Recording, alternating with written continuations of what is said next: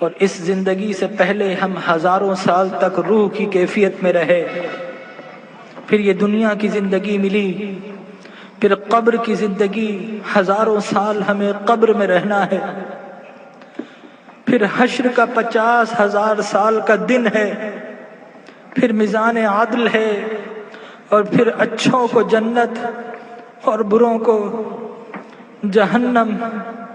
یہ انسانی زندگی کے مراحل ہیں، لیکن انسان کا المیہ یہ ہے کہ انسانی زندگی کا وہ گھر جو سب سے مختصر گھر ہے، انسان نے اسی زندگی کو اپنا سب کچھ سمجھ لیا ہے۔ ہم اس زندگی کے لیے گھر چھوڑنا پڑے تو گھر چھوڑتے ہیں، شہر چھوڑنا پڑے تو شہر چھوڑ دیتے ہیں، وطن چھوڑنا پڑے تو وطن چھوڑ دیتے ہیں، والدین کو چھوڑ دیتے ہیں، اولاد کو چھوڑ دیتے ہیں کہ یہ زندگی اچھی ہو جائے۔ ڈاکٹر کہے کہ تمہارا جسم بیمار ہے، فلاں چیز چھوڑ دو، تو ہم وہ چھوڑ دیتے ہیں، حتیٰ کہ کھانا اور پینا بھی چھوڑ دیتے ہیں۔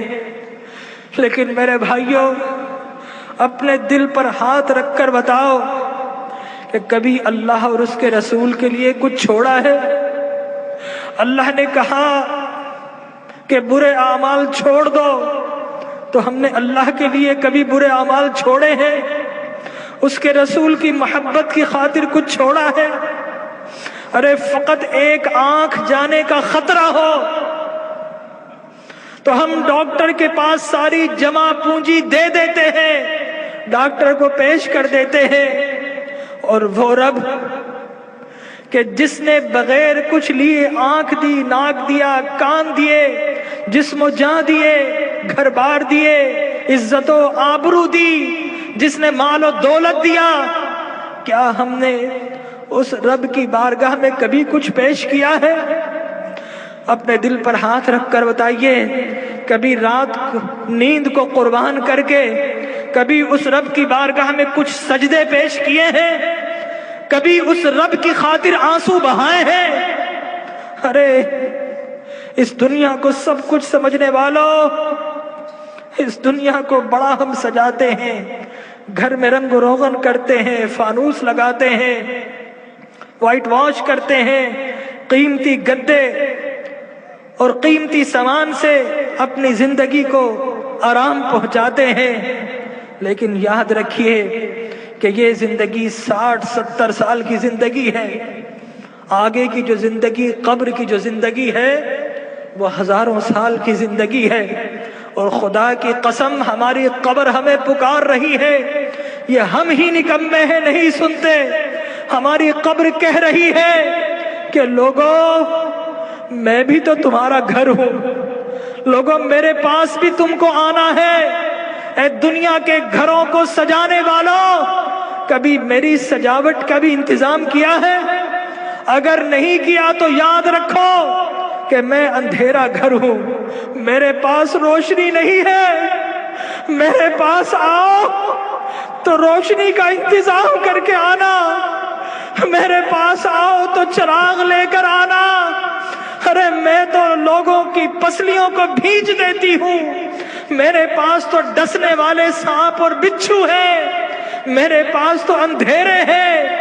ہماری قبر پکار رہی ہے کہ لوگوں میرے پاس تو سنگریزے ہیں، میرے پاس تو تعفن ہے، پیپ ہے، پس ہے، میرے پاس آؤ تو انتظام کر کے آنا، خالی ہاتھ آئے تو پھر بڑا پچھتاؤ گے، میرے پاس آؤ تو ایک اعمال کا دیا ہاتھ میں لے کر آنا۔ لیکن ہمارا المیہ یہ ہے کہ ہم قبر کی پکار سننے کو تیار نہیں ہیں۔ جو بڑے ہیں وہ اپنے کاروبار میں مست ہے، جو جوان ہے اپنی جوانی کی مستی میں مست ہے، اس دنیا کی رنگینیوں میں مست ہے، اور جو چھوٹے ہیں انہیں کوئی بتانے والا ہی نہیں ہے کہ اس دنیا کے بعد ایک اور دنیا بھی ہے، اس زندگی کے بعد ایک اور زندگی بھی ہے۔ بتائیے، اگر آپ سے کوئی کہے کہ دیوار کے پیچھے کوئی گن لے کر کھڑا ہے تو آپ جائیں گے؟ اگر کوئی کہے آپ سے کہ اس جہاز میں مت بیٹھو، یہ کریش ہونے والا ہے، آپ کبھی نہیں بیٹھیں گے، الٹ ہو جائیں گے۔ تو وہ موت کہ جس کا کوئی انکار نہیں کر سکتا، کیا ہمیں اس موت کے لیے الٹ نہیں ہونا چاہیے؟ ہمارے نبی نے بتایا کہ لوگوں، جو کچھ میں جانتا ہوں اگر تمہیں معلوم ہو جائے تو تم ہنسنا چھوڑ دو، تم رونا شروع کر دو، ہنسنا چھوڑ دو۔ لوگوں، جو کچھ میں دیکھ رہا ہوں اگر تم دیکھ لو تو تم شہروں کو چھوڑ دو اور جنگلوں میں دوڑ پڑو۔